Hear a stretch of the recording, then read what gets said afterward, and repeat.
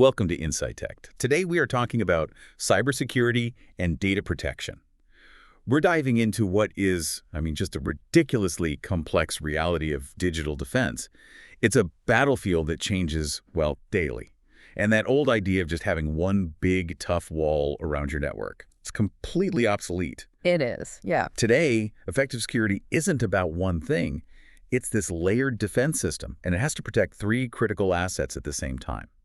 You've got the network itself, the data, and of course the applications that run the whole business. That's the crucial distinction right there. When we talk about cybersecurity now, we're not just talking about, tools or software. Yeah. We're talking about integrating those technical controls, the hardware, the software, with really rigorous operational practices. So the procedures, the people, the whole governing philosophy has to be defense in depth. And defense in depth, that implies you're accepting that failure is going to happen. Precisely. It assumes that if one control fails, let's say your firewall gets bypassed, the next layer, maybe your access controls or your encryption, that layer has to hold the line. An attacker getting into the network should never, ever automatically mean they get the data. So our mission today is to really unpack those layers, figure out why even the most sophisticated defenses are still getting breached, and what real risk management looks like in this incredibly complex environment. Let's do it. Okay, so let's start with the why. Why is this topic so critical right now? It's not just that threats are evolving. It feels like the stakes for failure are exponentially higher than they were even a few years ago. Oh, absolutely. We're seeing threat actors who are just rapidly professionalizing their methods. The perfect example is what's happened with ransomware. It started as a pretty brute force attack, right? Encrypt the systems, demand a payment for the key. Simple extortion. But that's not the game anymore, is it? Now we're hearing about double extortion. And that's where the stakes they become existential for a business. Before they even trigger the encryption, they quietly steal your most sensitive data. They exfiltrate it. So if you refuse to pay, or if you do what you're supposed to and just restore from your backups, they still have a gun to your head. They threaten to publish all that stolen information. And you're looking at massive regulatory fines, not to mention just irreparable damage to your reputation. So your bad practice, restoring from backup, is now only half the solution. Yeah. The only way to really defend against that is to have perfect, uncompromised backups. But you're still left dealing with the fact that your data is gone. The containment failed. It raises a fascinating point about how you prioritize recovery, doesn't it? And, we're also seeing attackers just diversify how they get in. We all know the classic malware categories. You have viruses that attach to files, worms that spread on their own, and Trojans, malicious code hiding in what looks like legitimate software. But most of those technical controls, they're kind of worthless if the attackers can just walk right past them. Which brings us back to the biggest liability in any organization. Yeah. The human element. Always. Phishing and social engineering are just these persistent threats because they bypass the firewalls completely. They exploit trust. If you can trick an employee into giving away their credentials with an email that looks like it's from their boss, or something as low-tech as dropping a malicious USB drive in the parking lot, all that expensive network defense is instantly worthless. And that's the threat coming from the outside. But if we're really looking at the big picture, we have to talk about the fact that the threat isn't always trying to get in. Sometimes it's already there. Absolutely. The internal threat it's a complicated one. We usually break it down into two groups. You have the ones that get the headlines, the malicious insiders. These are your disgruntled employees, maybe someone recruited by a competitor. They're deliberately using their legitimate access to cause harm. But I've heard research shows the bigger, more costly threat is actually just negligence, not malice. That's the quiet killer, the negligent insider. This is the employee who reuses their corporate password on some personal website that gets breached, or the developer who, is under pressure and accidentally misconfigures a cloud storage bucket and makes it public. They create these massive vulnerabilities, but completely unintentionally. So if a malicious insider is using their normal everyday account to download sensitive files, how on earth do you spot that? Among the thousands of other normal actions they're taking. You can't use static methods. You just can't. You need behavioral analytics. It's the only way to spot the anomalies. So if a sales rep who normally looks at, say, 10 customer records a day suddenly starts downloading 10,000 files from a database they've never even touched before. Especially at 3 in the morning on a Sunday. Exactly. That deviation from their normal baseline, that's the red flag. You're spotting the action, not looking for a known threat signature that might not even exist yet. Okay, let's look at the defenses then. Starting at the boundary, we still need those perimeter controls, right? Even if they're not the final answer. We have to start with firewalls, the classic gatekeepers, and they've moved so far beyond just simple packet filtering. The original stateful firewalls, they just tracked the state of a connection, but the jump to next-generation firewalls is just massive. So what's so next-gen about them? What's the difference? They're application-aware. A traditional firewall might just see traffic on port 80 and say, okay, that's web traffic. An NGFW can look inside that traffic and identify that, wait a second, even though it's on port 80, this is actually a file-sharing app or a specific streaming service. It gives you control over the application no matter what port someone tries to hide it on. And that ties into securing the boundary with something like network access control, or NAC, which sounds to me like a digital bouncer at the club door. It's exactly that. Think of NAC as running a health check on every single device that tries to connect to your network. It verifies that your laptop has the right security posture. Is it fully patched? Is the antivirus up to date?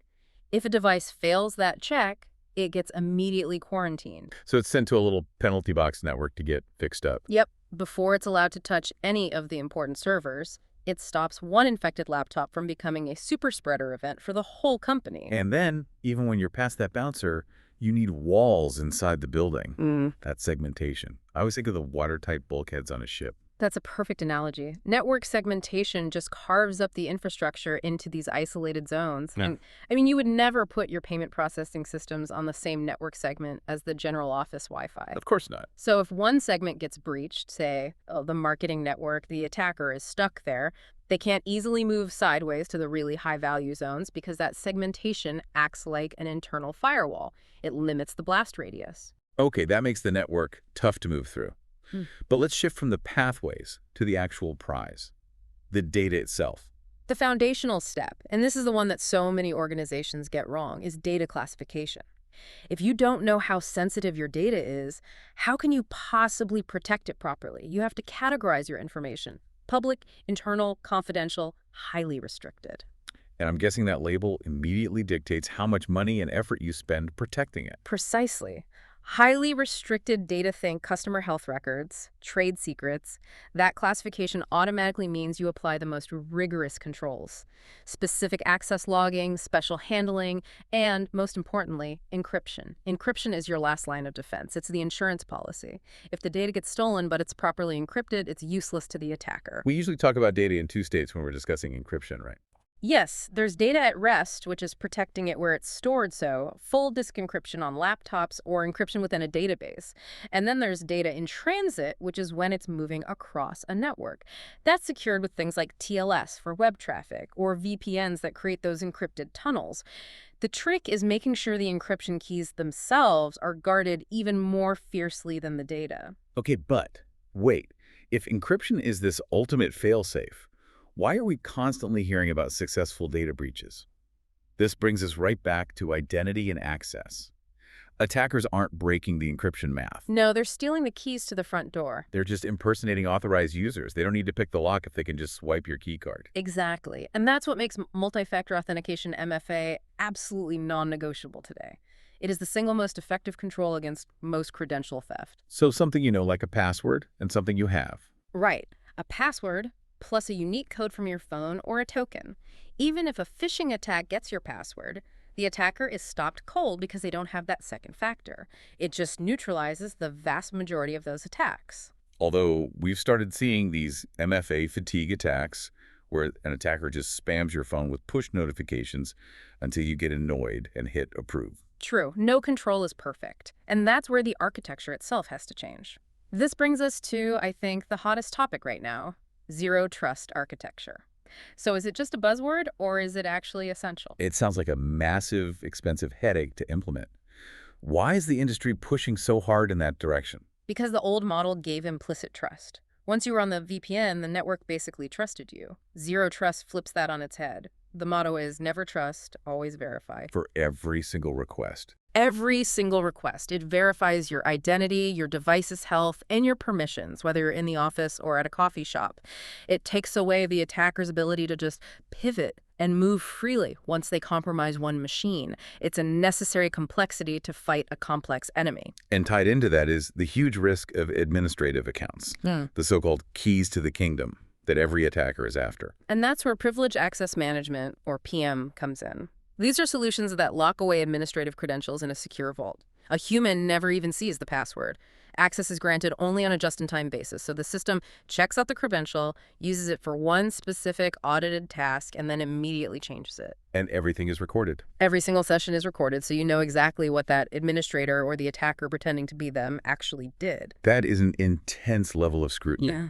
Okay, let's make this operational. Yeah. How do you police the flow of this data now that it's all classified and access controlled? This is where data loss prevention, or DLP, comes in, right? DLP is your real-time monitor. It's watching the data, it detects when sensitive information is being moved, and it can block unauthorized transfers. It's usually a two-pronged approach. First, you have content-aware DLP, which is looking for specific patterns inside the data of social security numbers, credit card numbers, that kind of thing. That can prompt. Is context-aware DLP. That looks at the bigger picture. Who is moving the data? From what device to where? Are they trying to send it to a personal cloud drive or a USB stick? You need both working together. But if DLP is supposed to be this great reality check, what stops it from just becoming a huge bottleneck for the whole organization? The usability challenge is immense. If your DLT system flags everything, you get a ton of false positives. And when employees are constantly getting alerts for legitimate work, they get desensitized. They just start clicking ignore. Exactly, which defeats the entire purpose. For DLP to work, it has to be powered by accurate data classification, and you have to constantly tune the rules to keep the noise down. Let's shift over to applications. They're the interface to the business, and they're vulnerable because, well, they're custom-built code. Attackers love to exploit flaws in that code to steal data or get deeper into the back-end systems. Security can't be an afterthought you bolt on at the end. It has to start in the design phase. It's called threat modeling. You map out potential attacks when it's still cheap and easy to make changes. Developers have to build with principles like least privilege and critically rigorous input validation. Input validation seems so basic, but injection flaws are still at the top of the risk lists year after year. Because developers are on deadlines and secure coding takes time. That's why industry frameworks are so important. We rely on the OWASP Top 10 for web application risks, things like injection, broken authentication, and the SANS CWE Top 25, which catalogs the most dangerous software weaknesses. These are the mandatory starting points. And to make sure those standards are met, we use testing. Can you explain the difference between SAST and DAST? Sure. Think of it this way. SAST, static analysis, is like a pre-flight checklist for the code. It analyzes the source code before the application is even run, looking for known bad patterns and potential errors in the logic. And DAST? DAST, dynamic analysis, is the live stress test. It probes the application while it's actually running by simulating real-world attacks. DAST finds weaknesses that you can only see at runtime, like how the application handles a session. You really need both the code review and the live testing. And beyond the application, there's the infrastructure it runs on. That gets us to system hardening. The whole principle of hardening is about reducing the attack surface. When you install an operating system, it comes with dozens of services and components enabled by default that you probably don't need. Every unused service is a potential doorway for an attacker. Hardening is the process of turning all that unnecessary stuff off, usually using guides like the CIS benchmarks. But that's a one-time thing. Configurations drift over time as people make changes. How do you stop that? That's where rigorous configuration management comes in, especially in the cloud. We now use infrastructure as code templates to define the secure baseline. Then, automated tools constantly monitor the live systems to detect any drift, any unauthorized change, and can either alert you or automatically fix it. It ensures security is sustained over time, not just on day one. This brings us to the final lesson, which is that despite all these layers, advanced threats will get through. So what happens when the defense fails? You need sophisticated detection and a response plan.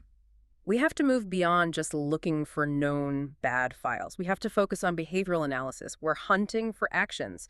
This is how you spot a brand new piece of ransomware. Not by its signature, but by the way it starts aggressively encrypting files. We also use sandboxing, where we can detonate a suspicious file in a safe, isolated environment to see what it really does. And once you confirm something is wrong, you can't panic. You have to follow a structured incident response lifecycle. What are the key phases once that alarm bell rings? Preparation is always first. You have to have your team and your plan ready. Once a threat is detected, the most critical next step is containment. Speed is everything. You have to isolate the affected systems to stop the bleeding.